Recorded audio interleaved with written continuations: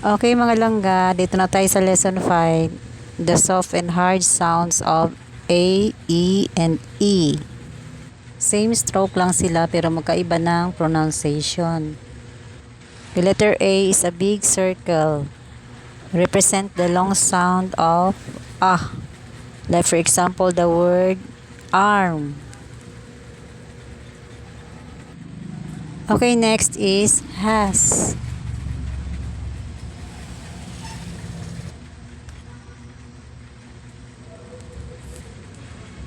Okay, next is has.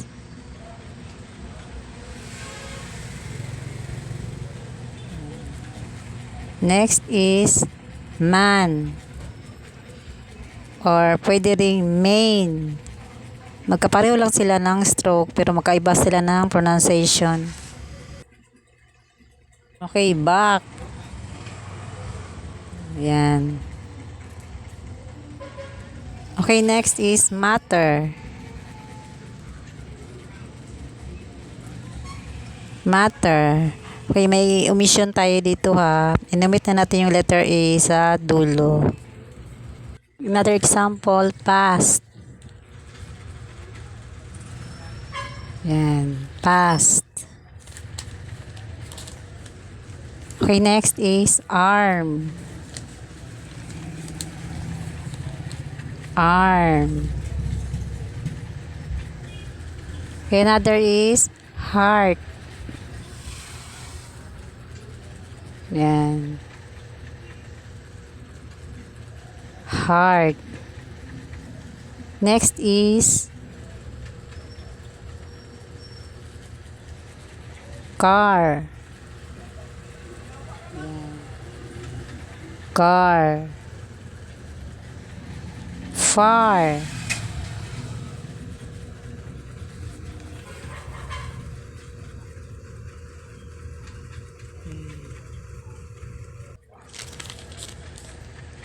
Okay, the last is art.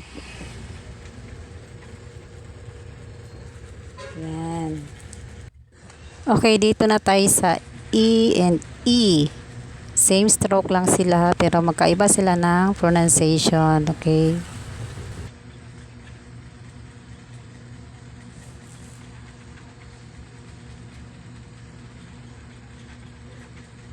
Okay, like for example, the word let.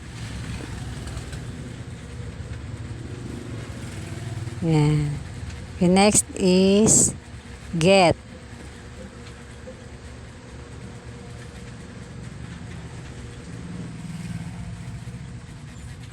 Said.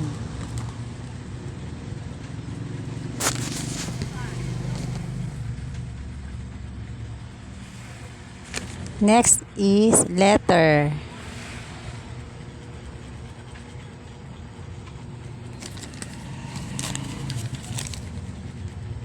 Yan. Okay, another is address.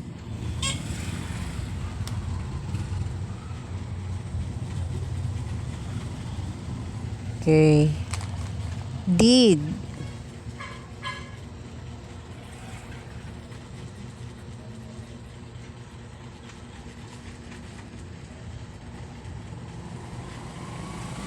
Okay, next is feel.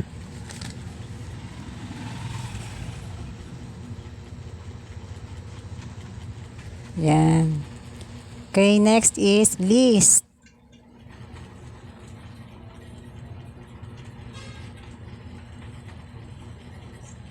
Another is if.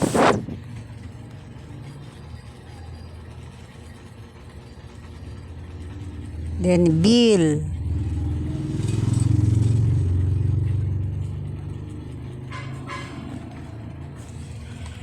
Her.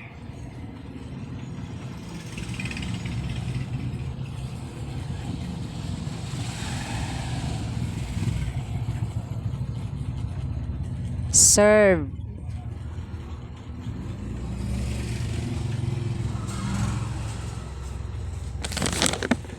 Okay, next time ulit, don't forget to subscribe my channel. Bye-bye. God bless.